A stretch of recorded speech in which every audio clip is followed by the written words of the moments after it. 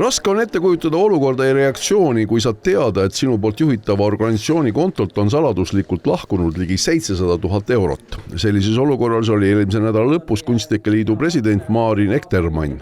Minuni jõudsid asjad siis reedel 15. mail kella 1 paiku, kui sain siis pangalt kõne, et Kunstnike Liidu kontodel toimuvad kahtlased tehingud pearaamatupidaja konto kaudu.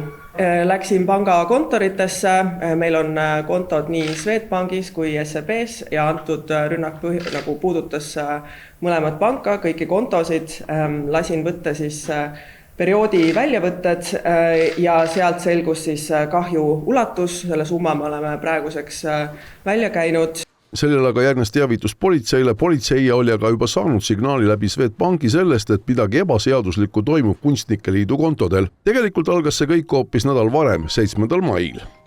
Esimene kõne justkui tuli Omniva kandekeskuselt, kes soovis üle anda ühte tähitud kirja. Inimese tähelepanu saadi kätte, rõhuti tema kohusetundele ja inimene hakkas koostööd tegema, hakati tema isikut tuvastama, ta sisestas oma koodid. Vahetult pärast seda tuli kõne juba Eesti Pangast, kus väideti, et on toimunud siis küberintsident, küberrünnak. Peale seda helistas politseinik, kes kinnitas kõiki neid eelnevaid juhtumeid, lasi vormistada ühe fiktiivse dokumendi, mis jällegi süvendas inimese koostööd ja usaldust ja siis viidi juba jutt edasi igasuguste salaoperatsioonide peale, mille käigus on siis vaja anda kontroll arvuti üle.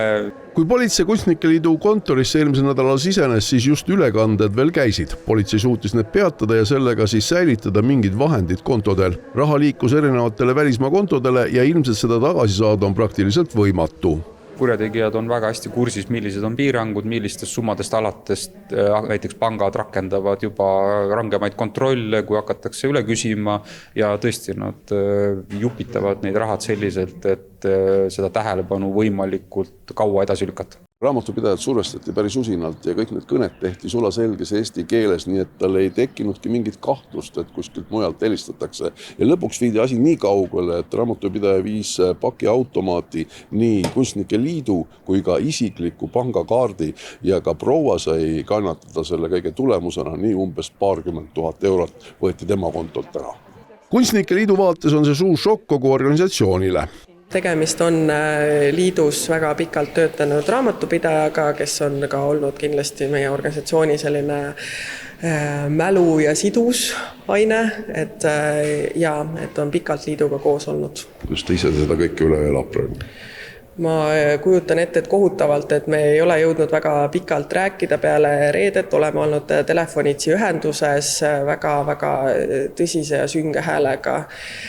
Aga kindlasti nüüd me mõtleme, kuidas me saaksime ka teda isikliku psühholoogiliselt toetada, et sellises kriisiolukorras ikkagi selles mõttes eriti kui see ulatus tegelikult selgeks sai. Liidu president kinnitab, et on loodud liikmetest kriisikomitee, kes siis peab otsima võimalusi, kuidas finantskohustusi edaspidi täita. Vajalikud palgad ja toetused, milleks see raha Kultuuriministeeriumi poolt määratud oli, saab maikuu eest kaetud. Tuleviku väljavaates tuleb teha juba uued otsused.